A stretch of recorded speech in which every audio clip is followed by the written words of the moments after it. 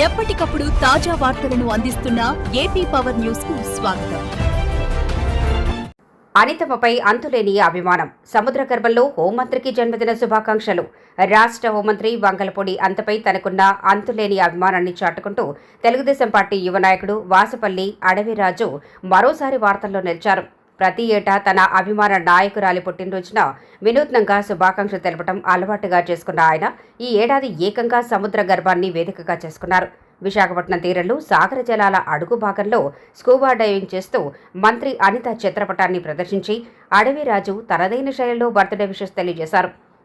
రాయవరం మండలం కొత్తరేవు పోలవరం గ్రామానికి చెందిన అడవిరాజు చేసిన ఈ సాహసోపేతమైన ప్రయత్నం ప్రస్తుతం స్థానికంగా అందరినీ ఆకర్షిస్తోంది. గత ఏడాది కూడా తన అభిమానాన్ని చాటుకుంటూ అద్భుతమైన సైకత శిల్పాన్ని రూపొందించిన ఆయన ఈసారి మరింత భిన్నంగా ఆలోచించి సముద్ర లోతుల్లోకి వెళ్లి మరీ తన కృతజ్ఞతను గౌరవాన్ని చాటుకున్నారు.